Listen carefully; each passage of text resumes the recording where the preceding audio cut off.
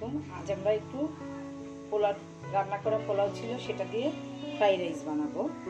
নিয়ে নিয়েছি কাঁচামরিচ কুচি ও কাঁচামরিচ ফালি করে নিয়েছি, লালটা ও সবুজটা যাতে কালারটা ঠিক থাকে, টমেটো, পেঁয়াজ। একদমই কম উপকরণে করব, ডিম দিয়ে আর টমেটো দিয়ে। এই যে সেই ডিম ভেঙে নিয়েছি, এখন ডিমটা ভেজে নেব। মেহমান এসেছিল, বেঁচে গেছিল, সেটা ফ্রোজেন করে রাখা হয়েছিল, এখন ফ্রাই করব। বসিয়ে দিলাম।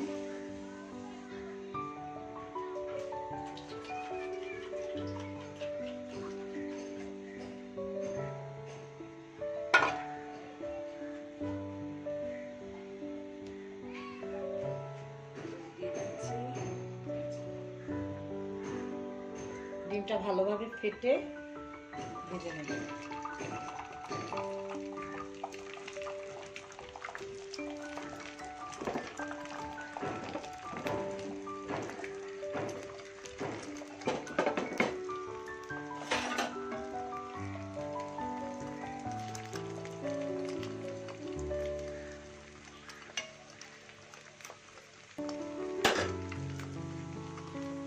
30 সেকেন্ডের জন্য ঢাকনা দিয়ে দিচ্ছি।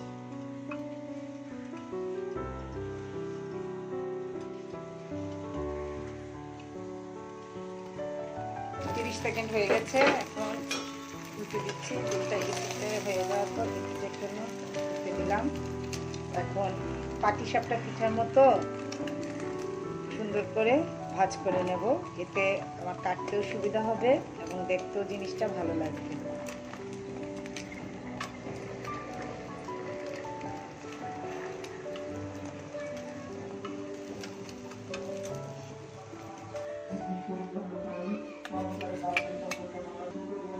একই রকম করে সবগুলো ডিম ভেজে নেব। ফ্রাইড রাইসটা 3 জনের পরিমাণে, তাই আমি 3টা ডিম দিয়েছি। যেহেতু একটাই মাত্র উপকরণ, 3টি ডিম, তাই ডিমের পরিমাণটা একটু বেশি দিলাম। যদি এতে মাংস বা চিংড়ি মাছ দিতাম তাহলে হয়তো ডিমটা একটু কম দিলেও হতো। আপনারা চাইলে মাংস, সবজি, বিভিন্ন ধরনের সবজিগুলোও ইউজ করতে পারবেন। আমার ডিমগুলো ভাজা হয়ে গেছে, এখন চলে যাব মূল রান্নায়। যেহেতু আমার পোলাওটাতে আগে থেকেই তেল দেওয়া ছিল, তাই খুব সামান্য তেল দিব, এই 1 চা চামচের মতো, শুধু পেঁয়াজগুলো একটু নরম হওয়ার জন্য দিয়ে দিলাম। একে একে সবগুলো উপকরণ, টমেটো বাদে, কাঁচামরিচ, পেঁয়াজ,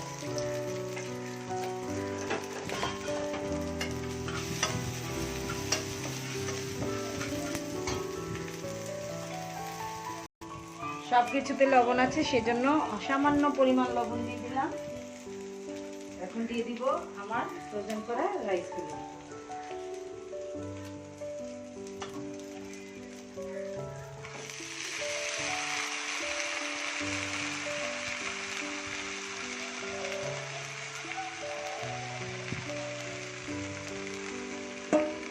ফ্রোজেন করার পর ফ্রোজেন থেকে নামিয়ে কিন্তু আমি অনেকটা সময় বাহিরে রেখেছি, যাতে ঝরঝরা হয়ে যায়, না হলে কিন্তু সরাসরি বরফটা দিলে গলে যাওয়ার সম্ভাবনা থাকে। সেজন্য ঢেকে কিছুক্ষণ সময়ের জন্য অপেক্ষা করব।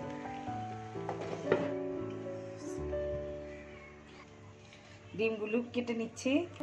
কেচি দিয়ে কাটলে সুবিধা হচ্ছে হলো খুব সুন্দর করে কাটা যায় এবং খুব সহজে কাটা যায়।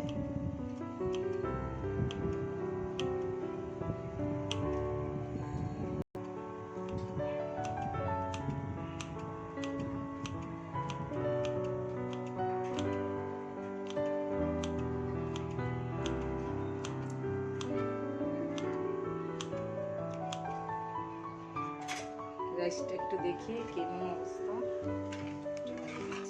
হয়ে গেছে প্রায়, এখন ডিম দেবো, টমেটো দেবো।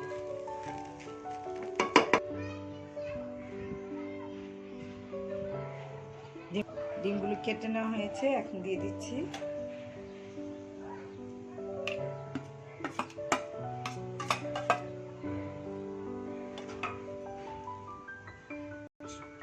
এখন কুচি করা টমেটোগুলো দিয়ে দিচ্ছি। এখন হয়ে এসেছে, মিশিয়ে নিতে হবে।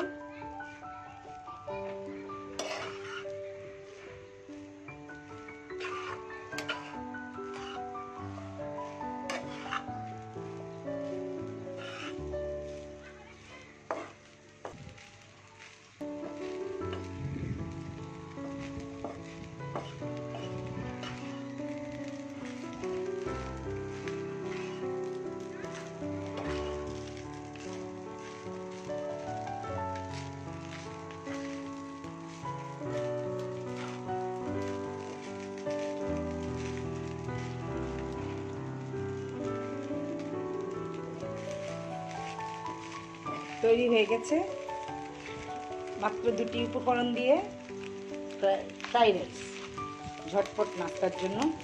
সত্যি এটা খুবই তৈরি হয়ে গেছে মজাদার ফ্রাইড রাইস 2টি উপকরণ দিয়ে। সবাই ভালো থাকবেন, আজকের মতো এখানে।